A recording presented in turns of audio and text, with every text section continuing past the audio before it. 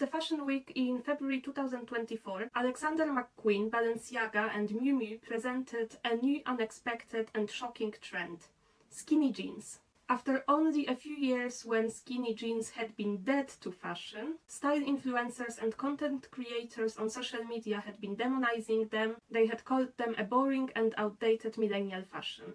It had turned out that skinny jeans don't flatter anybody's body shape, and in fact, they are tacky. And now the same content creators and style influencers are informing their audience that skinny jeans are back and show how to style them. At least the ones who follow the latest news from fashion. The ones who are behind are still praising wide-leg trousers, but they will catch up soon. Another thing that is interesting to read are the comments from the people watching this content. The first one is the "I knew it" phrase from the people who haven't started wearing skinny jeans, and now they hope it will be easier to buy them in shops. Others are disappointed because they just got used to wearing wide-leg trousers, and now they will have to switch back. Others say that they will never start wearing skinny jeans again, because they used to wear them in early 2000s without knowing how disgusting they are, and that it's a tacky trend from the past, it's good that it's gone, and it should be forgotten. The return of skinny jeans and people's reaction to it is an interesting phenomenon to see as a mechanism of how trends work. It inspired me to record this video and explain the mechanism of fashion trends, what they are and where they come from.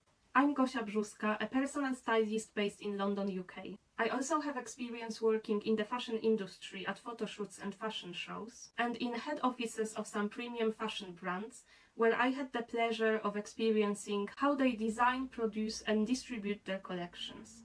A trend is a perceived tendency of the society to move in a particular direction over time.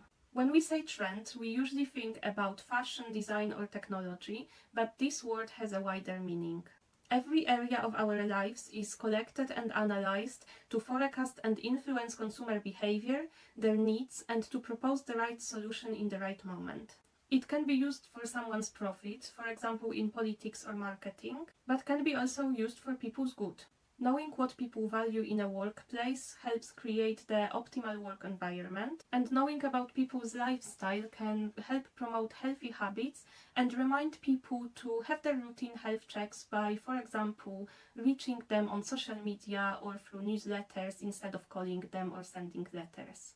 Trend forecasting is similar to forecasting a tornado. Weather offices track weather conditions that may potentially cause a tornado. If they notice a mesocyclone, they start observing it, but it's still uncertain whether a tornado will form. And then the final strength and the duration of a tornado can be assessed for sure once it's passed. There is an entire professional field called trend forecasting. Specialists analyze the data on consumer behavior and link it to the context. It is done to create a perfect product that responds to the customer's needs and preferences and to offer it exactly when it's needed. It also allows to predict what products won't sell and avoid poor decisions and unnecessary costs of production. Fashion trends can be analyzed in the form of data, huge Excel spreadsheets full of charts and numbers, and also organically by a trend forecaster who goes out in the street and social media to see what people are wearing. Both methods are used in fashion to spot the momentum, the emergence of a new trend, and to predict where it will lead. Where do fashion trends come from? Fashion is not an island, fashion is a response. Consumer behaviors and choices are influenced by socioeconomic and cultural events. The 2020s started with a bang. We had several events that impacted our behavior as consumers. The global pandemic impacted our lifestyle and work patterns. Many people started working from home, and the ratio of casual wear versus smart wear in our wardrobes has shifted. We are experiencing casualization in social life. The fashion side of it is that people got so used to wearing comfortable clothes during and post-lockdown that even when they leave the house for dressed-up events, they want to feel comfortable. Hence, elegant clothes now have a different form than 10 years ago. We wear looser trousers and blazers. Trainers are often worn with suits and dresses. Another generation, Gen Z, reached the working age, started making their own money, and they have become fully fledged consumers. Therefore, their needs and preferences have to be addressed by business in order to gain them as customers. A feeling of insecurity coming from wars and the economic crisis, as always, leads to making prudent choices. This is why trends based on classic looks and essential clothing, such as old money or minimalist style or capsule wardrobe, land well on the market. Environmental crisis boosts awareness. More and more consumers choose sustainable brands, and brands try to cater that demand by either being more transparent and sustainable or by greenwashing. We can see other examples of consumers voting with their wallet and choosing brands whose values align or at least are not in opposition to their own values. Another change, digitalization and its impact on social interactions. Brands are developing interfaces that allow us to try on clothes and makeup products digitally, but we can also buy clothes that don't physically exist. We can wear them only on the screen, but that's where more and more people spend more and more time. These were mega and macro trends. They are reflected in micro trends, where, for example, the need for comfort is translated into the concept of dressing, such as athleisure style or oversized suit, or specific items such as Adidas Samba trainers. It is important for business to understand social trends. The right product offered in the right moment will sell successfully, when the product that hits the market at the wrong time will fail. Trends, not only in fashion, have 5 stages. Innovators create a new idea. An example can be Gabrielle Chanel, who had a vision that women's clothing should be comfortable and practical.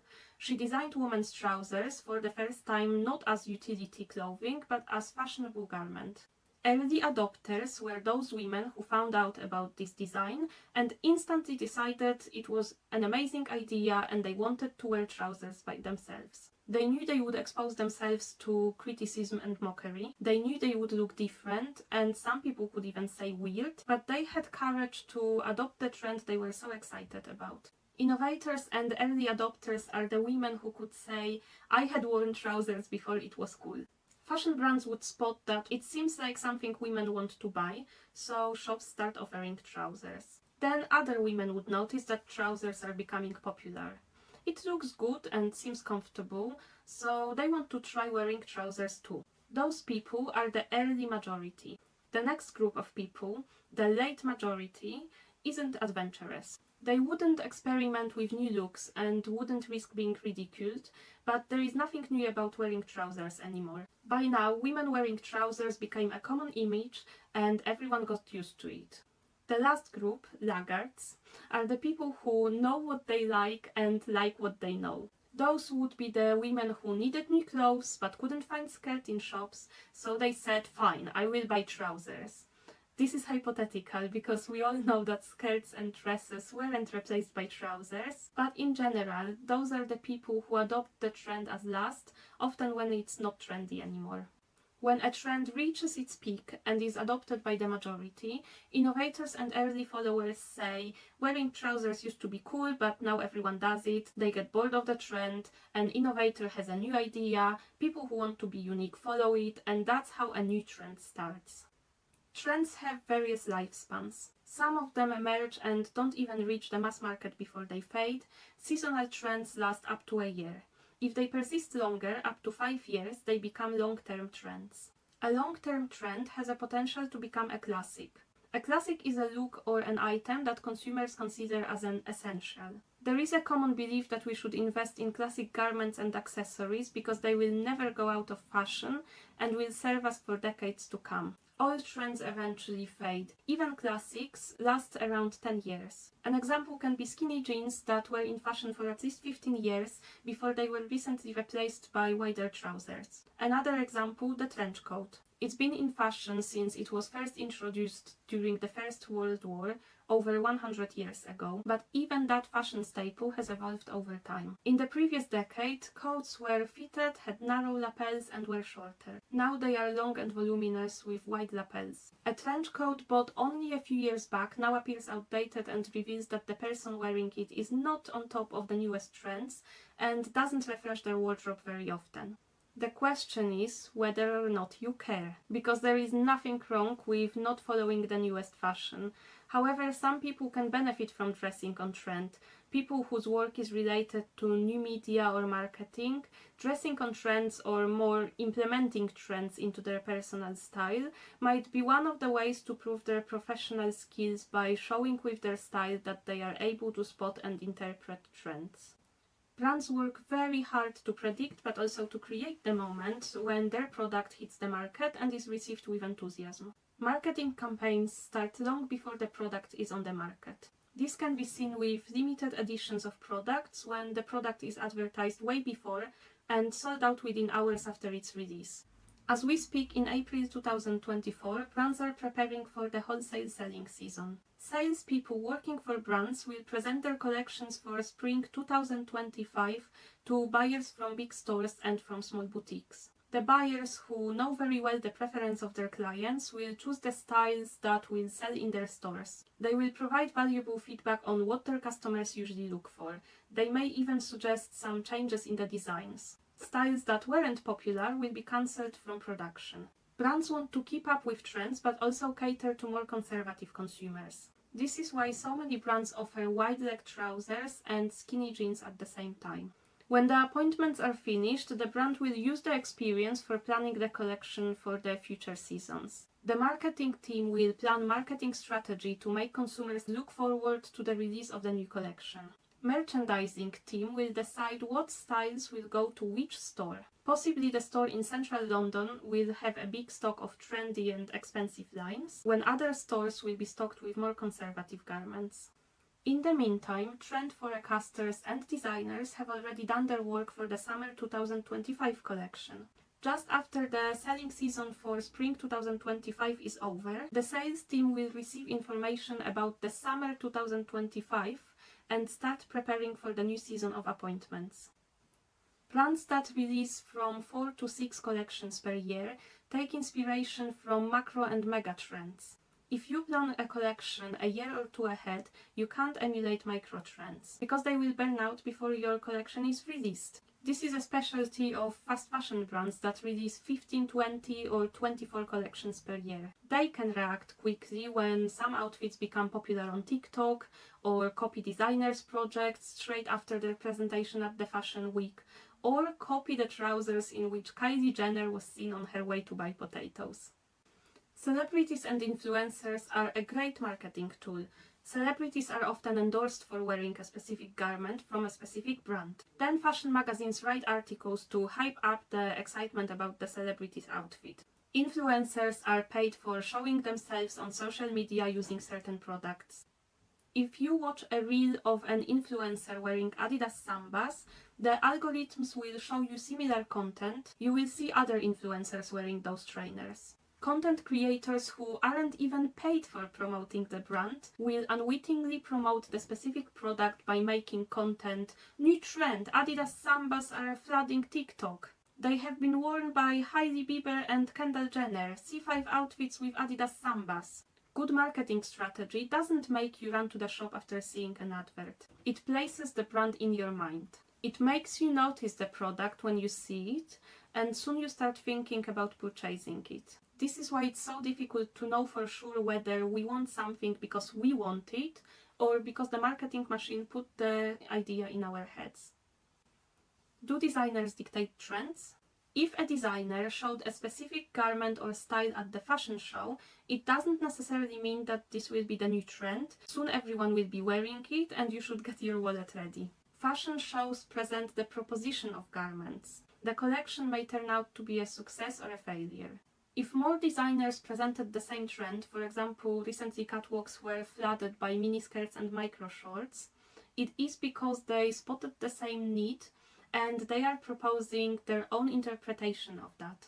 Designers are not prophets. They don't know more than others due to some high power. They are experts, people who know a lot about their industry, work hard to know even more, and combine their knowledge with artistic vision. They don't dictate what we are going to wear. Today's fashion is more democratic in the sense that a person living in Townsville has access to inspiration from catwalks in Paris thanks to the internet. A designer in New York can spot a brilliant style of that person on Instagram, and that may inspire their own collection. What is my approach to trends? It would be naive to say that they don't impact my taste and that advertisement doesn't work on me, because it works on everyone. I try to spot trends and be on top of them because my profession requires so, and that makes me especially exposed to advertisement. This is why it's very important to me to develop immunity to micro trends, because I don't want to support fast fashion and the self-winding consumerism, but I also don't stick to the clothes I'm used to wear. I try to stay open-minded. I get inspiration from trends, but I definitely don't run to shops and I don't replace my entire wardrobe when fashion is changing. I treat trends and fashion shows as a preview of what will be available in shops, because I want to use this knowledge not only for my own shopping, but also for shopping with my clients. Also, I wouldn't spend my money on new trendy clothes all the time, because I work to live. I don't live to buy clothes and then work to buy even more clothes. I think that I found my reasonable balance. And what is your approach? Tell me in the comments.